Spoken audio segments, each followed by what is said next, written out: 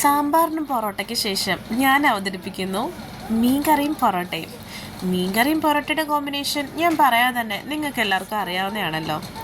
ഇന്ന് കുറച്ച് മത്തി വാങ്ങിയിട്ടുണ്ടായിരുന്നു. അപ്പോൾ അതിൽ പകുതി എടുത്ത് ഞാൻ തേങ്ങ അരച്ച മത്തിക്കറിയാണ് കേട്ടോ ഇന്നുണ്ടാക്കിയത്. ഒന്നും പറയാനില്ലായിരുന്നു, അടിപൊളി ടേസ്റ്റായിരുന്നു കേട്ടോ. നല്ല കുറുകിയെടുത്ത നല്ല അടിപൊളി മത്തിക്കറിയായിരുന്നു. അതിൻ്റെ കൂടെ ഫ്രോസൺ പൊറോട്ട ഞാൻ വാങ്ങിയിട്ടുണ്ടായിരുന്നു. അത് ഞാൻ നന്നായിട്ട് ചൂടാക്കിയെടുത്തു. ഇപ്പോൾ കുറച്ച് ദിവസമായി ഞങ്ങൾ ഡിന്നറിന് ചോറൊക്കെ ഒന്ന് കഴിച്ചിട്ട്. ഇപ്പോൾ ഒരു 1 വീക്കായി കാണും ഞങ്ങൾ നൈറ്റ് ടൈം ഇങ്ങനത്തെ എന്തെങ്കിലും പലഹാരമാണ് കേട്ടോ കഴിക്കുന്നത്.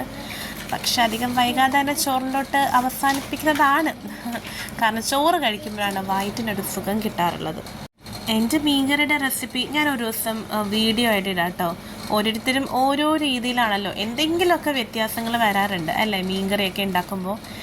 എൻ്റെ ഒരു ഒപ്പീനിയനിൽ ഞാൻ ഉണ്ടാക്കുമ്പോൾ ഏറെ പുളി ചേർക്കാറുണ്ട്. എനിക്ക് പുളിയുടെ ടേസ്റ്റ് ഭയങ്കര ഇഷ്ടമാണ്. പുളി നന്നായിട്ട് ആഡ് ആകുമ്പോഴാണ് എനിക്ക് ആ മീൻകറിക്ക് ആ ഒരു നാടൻ ടേസ്റ്റ് എനിക്ക് ഫീൽ ചെയ്യാറുള്ളത്.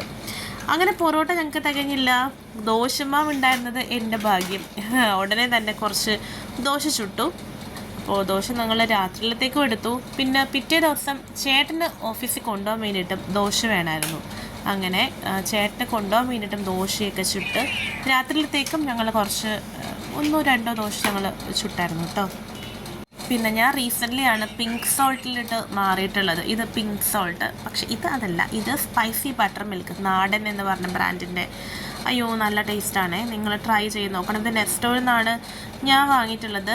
നല്ല ടേസ്റ്റാണ്, നല്ല റിഫ്രഷിങ് ഫീലാണ്. നാടൻ എന്ന ബ്രാൻഡിൻ്റെ സ്പൈസി ബട്ടർ മിൽക്ക്. അതിൻ്റെ പല ഫ്ലേവേഴ്സ് ഉണ്ട്. ഓരോന്നും ഓരോ വട്ടം ട്രൈ ചെയ്ത് നോക്കണം. ഓരോന്നും വളരെ ഡിഫറെൻ്റ് ആണ്.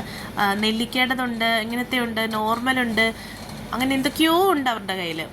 അപ്പോൾ ഇതാണ് ചേട്ടൻ്റെ ബ്രേക്ക്ഫാസ്റ്റ് കൊണ്ടുവന്ന പാത്രം, സ്റ്റീൽ പാത്രം. അപ്പോൾ അതിനകത്ത് ഞാൻ ദോശയൊക്കെ ചുട്ട് വെച്ചു. പിന്നെ ഭക്ഷണം എല്ലാം കഴിച്ച് കഴിയുമ്പോൾ ഒരു മധുരം കഴിക്കാൻ ആഗ്രഹം തോന്നുമല്ലോ. അപ്പോൾ നമ്മൾ ഫ്രൂട്ടിലാണ് കേട്ടോ ഇന്ന് അവസാനിപ്പിച്ചത്. ഒരു ആപ്പിളും ഒരു പേരയ്ക്കയും ഉണ്ടായിരുന്നു. അത് സ്ലൈസ് ചെയ്ത് ആലിവാവിക്കും ചേട്ടനും പിന്നെ ഞാനും കഴിച്ചിട്ടുണ്ടായിരുന്നു. എന്തായാലും ഒരു ചട്ടി മീൻകറി ഉണ്ടാക്കിയത് കംപ്ലീറ്റ് കാലിയായിരിക്കുന്നു കേട്ടോ. കണ്ടില്ലേ, ചട്ടി കാലിയാണ്. പിറ്റേ ദിവസത്തേക്ക് ബ്രേക്ക്ഫാസ്റ്റിനും ചേട്ടന് ദോശേൻ്റെ കൂടെ മീൻകറിയാണ് ഞാൻ വെച്ചിട്ടുള്ളത്. അങ്ങനെ അത്രയേ ഉള്ളൂ ഇന്നത്തെ വീഡിയോ. Thank you.